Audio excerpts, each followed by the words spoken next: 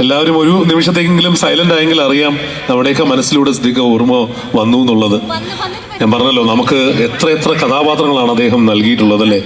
നമുക്ക് ഹിറ്റ്ലർ മാധവൻകുട്ടിയെയും കന്നാസിനെയും കടലാസിനെയും ബാലകൃഷ്ണനെയും ഗോപാലകൃഷ്ണനെയും മാന്നാർ മത്തായിയെയും ഒക്കെ നൽകി.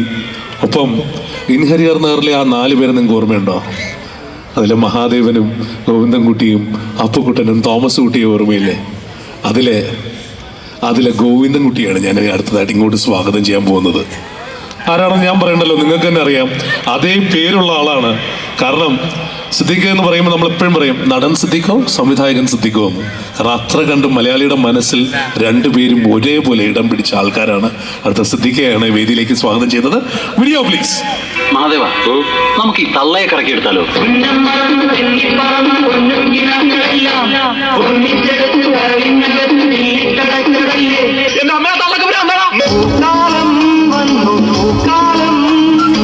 നിനക്കറിയാവോ, ഇപ്പൊ പ്രതികാരം ചെയ്യാൻ നടക്കുന്ന നീ പോലും ആ വീട്ടിൽ ജനിക്കേണ്ട പെണ്ണായിരുന്നു. Ladies and gentlemen, put your hands together and welcome actor Siddiq onto the stage.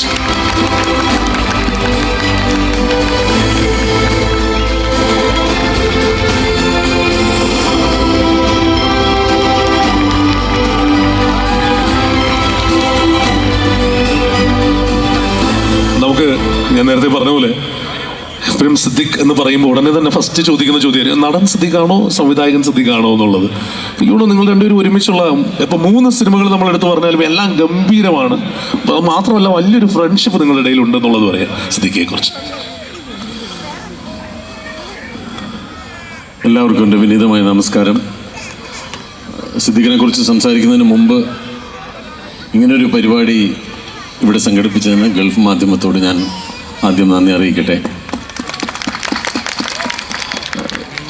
Yusuf അലിക്കയുടെ വാക്കുകൾ കടമെടുത്താൽ നമ്മൾ ആലോചിക്കേണ്ടത് ഇന്ത്യയിലെ ഏറ്റവും ചെറിയ സംസ്ഥാനമായ കേരളം, കൊച്ചു കേരളത്തിൽ നിന്നാണ് നമ്മൾ ഏതാനും മലയാളികൾ ഇവിടെ വന്ന് ഇത്രയും ഒരു വിപുലമായ പരിപാടി, മലയാളത്തിൽ ഇറങ്ങുന്ന ഒരു ദിനപത്രം ഇത്രയും പോപ്പുലറാക്കി ഇങ്ങനൊരു വലിയ പരിപാടി സംഘടിപ്പിക്കുന്നത്. അതിന് ഞാൻ ഗൾഫ് മാധ്യമത്തിൻ്റെ എൻ്റെ ഹൃദയം നിറഞ്ഞ ആശംസകളും നന്ദിയും അറിയിച്ചു കൊള്ളട്ടെ. ആദ്യം ഇനി എൻ്റെ സുഹൃത്തായ സിദ്ദീഖിൻ്റെ ഓർമ്മകളിലേക്ക്.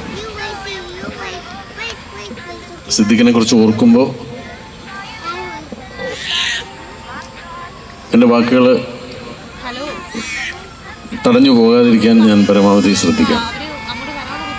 സിനിമയിൽ വളരെ ചെറിയ ചെറിയ വേഷങ്ങൾ ചെയ്തുകൊണ്ടിരുന്ന സമയത്താണ് എനിക്ക് ആദ്യമായിട്ട് ഹരിഹർ നഗർ എന്ന് പറയുന്ന സിനിമയിൽ ഒരു വേഷം തരുന്നത്. അത് ആ സിനിമയിലേക്ക് എന്നെ സിദ്ദീഖ് ലാലും കൂടി കാണാൻ വേണ്ടി വിളിച്ചിട്ട് ഞാൻ അവർ രണ്ടുപേരും താമസിക്കുന്ന ഹോട്ടലിലേക്ക് ചെല്ലുമ്പോഴൊക്കെ എൻ്റെ ഒരു പ്രതീക്ഷ എന്ന് പറയുന്നത് ആ സിനിമയിൽ എന്തെങ്കിലും ഒരു ചെറിയ വേഷം, ഏതെങ്കിലും ഒരു ചെറിയ ക്യാരക്ടറായിരിക്കും എനിക്ക് തരുന്നതെന്നായിരുന്നു. ഞാനവിടെ ചെന്ന് സിദ്ദീഖും ലാലും കൂടെ ഇരുന്നിട്ട് ആ സിനിമയുടെ മൊത്തം കഥ ഇങ്ങനെ പറഞ്ഞ് കേൾപ്പിക്കാം. സിദ്ദീഖ് കഥ പറയുന്നത് എല്ലാ ഡയലോഗും ഉൾപ്പെടെയാണ്. തുടക്കം തൊട്ട് അവസാനം വരെ ഒറ്റ ഫ്ലോയിലാണ് സിദ്ദീഖ് ആ കഥ പറഞ്ഞു തരുന്നത്. അപ്പോഴൊക്കെ എൻ്റെ ഒരു ആകാംക്ഷ ഇതിൽ ഏത് റോളായിരിക്കും എനിക്കെന്നാണ്. കഥ പറഞ്ഞതിന് ശേഷമാണ് അതിനകത്ത് 4 നായകന്മാരിൽ ഒരാളാണ് ഞാനെന്നറിയുന്നത്. സിനിമയിൽ വന്നതിന് ശേഷം ഞാൻ ഏറ്റവും കൂടുതൽ സന്തോഷിച്ച ഒരു ദിവസമായിരുന്നു അത്. സിനിമയ്ക്കകത്തേക്കോ പുറത്തേക്കോ എന്നുള്ളൊരു സംശയത്തിൽ പോയിക്കൊണ്ടിരുന്ന എനിക്ക് ഇനി മുതൽ എൻ്റെ ജീവിതം സിനിമയ്ക്കകത്താണ് എന്ന് ഉറപ്പിച്ച ഒരു സിനിമയായിരുന്നു ഹരിഹർ നഗർ എന്ന് പറയുന്നത്. സിദ്ദീഖിനെ കുറിച്ചുള്ള ഓർമ്മകളിലെല്ലാം ഞങ്ങൾക്ക് തമാശകളും കളിയും ചിരിയും തന്നെ ഉണ്ടാകാറുള്ളൂ. പക്ഷേ ഇന്ന് അദ്ദേഹത്തെക്കുറിച്ച് ഓർക്കുമ്പോൾ നമുക്ക് വിഷമങ്ങൾ തോന്നുമെങ്കിലും സിദ്ദീഖുമായിട്ട് പങ്കിട്ട അനുഭവങ്ങൾ പറയുമ്പോൾ എല്ലാം തമാശ നിറഞ്ഞത് തന്നെയായിരിക്കും. സിദ്ദീഖും ലാലും ഇവർ തമ്മിൽ സംസാരിക്കുന്നത് കേൾക്കാനും അല്ലെങ്കിൽ ഞങ്ങൾ ഇരിക്കുമ്പോൾ ഇവർ പറയുന്ന തമാശകൾ കേൾക്കാനും ഒക്കെ എന്നും ഒരുപാട് രസങ്ങളുണ്ട്. അങ്ങനെ നമ്മളോടൊപ്പം ഈ ഒരു ഫുൾ ഇവന്റിൽ സിദ്ദീഖ് നേരത്തെ പറഞ്ഞതുപോലെയാണ്. നമുക്ക് സിദ്ദീഖിനെ ഓർക്കുമ്പോൾ ഇപ്പം അവരുടെയൊക്കെ കൂടെയുള്ള എല്ലാവർക്കും ഇന്ന് അദ്ദേഹം ഇല്ല എന്നുള്ളത് വിഷമമാണെങ്കിലും നമുക്കൊരിക്കലും അതിനെ വിഷമത്തോടു കൂടിയല്ല. അദ്ദേഹം നമ്മളെ ഏറ്റവും കൂടുതൽ ചിരിപ്പിക്കുകയും ചിന്തിപ്പിക്കുകയും ചെയ്തിട്ടുള്ള ഒരുപാട് കഥാപാത്രങ്ങൾ മലയാളികൾക്ക് നൽകിയിട്ടുള്ളതാണ്. അപ്പോൾ അടുത്ത ആളിനെ ഞാൻ വിളിക്കുമ്പോൾ നമുക്ക് ആദ്യം തുടക്കത്തിൽ പറയായിരുന്നു, അതായത് ഇദ്ദേഹം ഇല്ലാത്തൊരു സിനിമ സിദ്ദീഖ് ലാൽ കൂട്ടുകെട്ട് ചെയ്തു എന്നുള്ളതായിരുന്നു വാർത്ത. മലയാളത്തിൽ ഏറ്റവും കൂടുതൽ ഓടിയ സിനിമ ഏതാണെന്ന് അറിയോ നിങ്ങൾക്ക്? എല്ലാവരും ഒരുമിച്ച് അറിയാമെങ്കിൽ എക്സാക്ട്ലി 412 ദിവസം തിയേറ്ററുകളിൽ കളിച്ച ഗോഡ് ഫാദർ എന്ന് പറയുന്ന സിനിമയാണ് മലയാളത്തിൽ ഏറ്റവും കൂടുതൽ തിയേറ്ററിൽ ഓടിയ സിനിമ. ആ സിനിമയിലൂടെയും സിദ്ദിഖ് ലാൽ സിനിമകളിലൂടെയും ഏറ്റവും മികച്ച കഥാപാത്രങ്ങളായി നമ്മുടെ മുമ്പിൽ ഇന്നും തിളങ്ങി നിൽക്കുന്ന, ഇന്നും ഏത് കഥാപാത്രം കൊടുത്താലും അത് അടിപൊളിയായിട്ട് നമുക്ക് വേണ്ടി ചെയ്തു തരുന്ന നമ്മുടെ പ്രിയപ്പെട്ട MLA കൂടിയായ മുകേഷ് ചേട്ടനെയാണ് അടുത്തതായിട്ട് സ്വാഗതം ചെയ്യുന്നത്. Video please. കഞ്ഞി വെക്കാം, പക്ഷെ ചമ്മന്തി അടിക്കണം നിനക്കിട്ടത്. ഒരായിരം കിനാക്കളാൽ ഒരുന്നു കൂടുന്നു.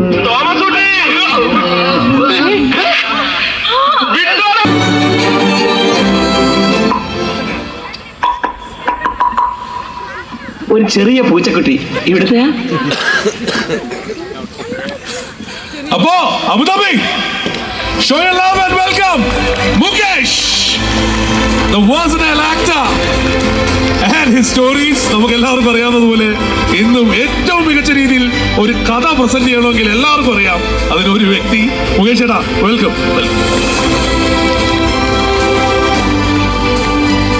അബുദാബിയിലൂടെ. പ്രിയമുള്ള സുഹൃത്തുക്കളെ, ആദ്യം തന്നെ ഗൾഫ് മാധ്യമത്തിന് എൻ്റെ സ്നേഹവും നന്ദിയും രേഖപ്പെടുത്തുന്നു. കാരണം ഇവിടെ ഇതിനു മുമ്പ് പറയുകയുണ്ടായി, ഗൾഫ് മാധ്യമവും സിദ്ദിഖുമായിട്ടുള്ള വലിയ ഒരു ഹൃദയബന്ധം. അദ്ദേഹം നമ്മളെ വിട്ടുപിരിഞ്ഞപ്പോൾ ഇത്രയും വലിയ ഒരു ഓർമ്മ സ്മൃതി അദ്ദേഹത്തെക്കുറിച്ച് അങ്ങനെ അതിനുവേണ്ടിയുള്ള ഒരു പ്രോഗ്രാം സംഘടിപ്പിച്ചത് എന്തുകൊണ്ടും ശ്ലാഘനീയമാണ്, ഏറ്റവും നല്ല കാര്യമാണ്. ഇപ്പോൾ സിദ്ദിഖിനെ അനുസ്മരിക്കുമ്പോൾ നമ്മുടെ നടൻ സിദ്ദിഖ് പറഞ്ഞ കണക്ക് ഒരുപാട് കാര്യങ്ങളാണ് എൻ്റെ മനസ്സിലേക്ക് വരുന്നത്.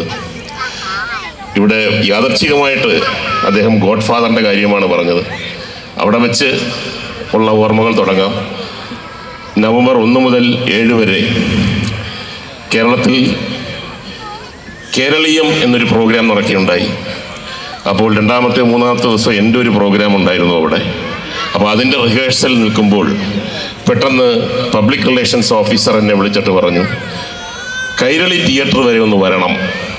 ഞാൻ പറഞ്ഞു, ഞാനിവിടെ റിഹേഴ്സൽ ചെയ്തുകൊണ്ടിരിക്കുകയാണ്, അത് പറഞ്ഞാൽ പറ്റത്തില്ല, വരണം, ഇത് ചരിത്രമാണ്, വരണം.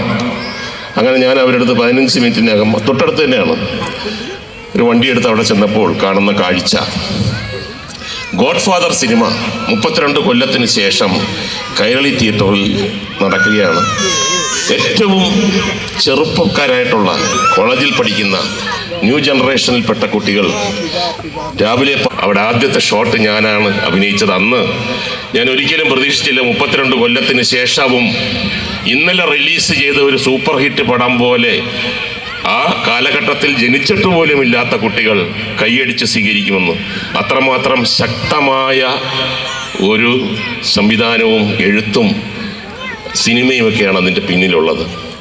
ഇനി 1988 സിദ്ദിഖ് ലാലുമാർ അതിരാവിലെ 4 മണിക്ക് വന്നൊരു അഡ്വാൻസ് തരികയാണ്. അപ്പോൾ അതിനു മുമ്പ് ഇവർ കഥ പറഞ്ഞു.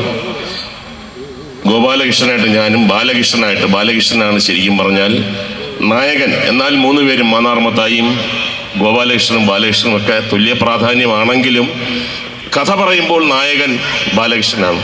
അപ്പം ബാലകൃഷ്ണൻ ആദ്യം ജയറാമായിരുന്നു. ജയറാം ബിസി ആയതുകൊണ്ട് അങ്ങോട്ട് മാറി ഇങ്ങോട്ട് മാറി അവസാനം എൻ്റെ മുമ്പിൽ വെച്ച് തന്നെയാണ് നായകന് വേണ്ടിയുള്ള പരക്കം പാച്ചിൽ. പല സന്ദർഭങ്ങളിലും എനിക്ക് ഇവരുടെ അടുത്ത് ചോദിക്കണമെന്നുണ്ട്, എന്നാൽ പിന്നെ ബാലകൃഷ്ണനെ എന്നെ ആക്കിക്കൂടെ. പക്ഷേ ചോദിക്കാനുള്ള ആ ഒരു കഴിവില്ലായ്മ അതിപ്പോഴും ഉണ്ട്. അപ്പം ഞാൻ പല സന്ദർഭങ്ങളിലും ബാലകൃഷ്ണൻ പിന്നെ മിസ്സായി, അപ്പോൾ വീണ്ടും നമ്മൾ മാറ്റി വെക്കുകയാണ്. എന്തിന്, ഞാനില്ലേ? പക്ഷേ ഇവരെനിക്ക് തന്നില്ല. വർഷങ്ങൾക്ക് ശേഷം ഞാൻ ഇവരുടെ അടുത്ത് ചോദിച്ചു, എന്തുകൊണ്ട് ബാലകൃഷ്ണൻ എനിക്ക് തന്നില്ല എന്ന് ചോദിച്ചപ്പോൾ ഇവർ പറഞ്ഞത്, അതെന്തായാലും ഉറച്ചതാണല്ലോ, അത് മാറ്റണ്ട, അതിന് വേറെ ആളെ കിട്ടാൻ പ്രയാസമാണ്, അതങ്ങനെ ഇരിക്കട്ടെ. മലയാളികൾ കൈയടിച്ച് സ്വീകരിച്ച ഒരു സിനിമയാണ് റാംജറാവ്. അത് കഴിഞ്ഞിട്ടാണ് ഞങ്ങളുടെ എല്ലാം തലയിലെടുത്ത് മാറിയത്. അപ്പം അദ്ദേഹത്തിൻ്റെ തൂലിക പല ആൾക്കാരുണ്ട്, പല തിരക്കഥാകൃത്തുക്കളുണ്ട്. ഒരു വാക്ക് മാറ്റാൻ സമ്മതിക്കില്ല. ഒരു ഡയലോഗ് എഴുതിയാൽ അതിനകത്ത് നോ കോംപ്രമൈസ്. എന്നാൽ സിദ്ദിഖും പ്രിയദർശനുമൊക്കെ വേറെ തരത്തിലുള്ള ആൾക്കാരാണ്. കൂട്ടായിട്ടിരുന്ന് ചർച്ച ചെയ്ത് അത് കൊള്ളാം, എന്നാൽ പിന്നെ അത് സ്വീകരിക്കാം, അതാണ് അവരുടെ ശക്തി. അപ്പോൾ അദ്ദേഹത്തിൻ്റെ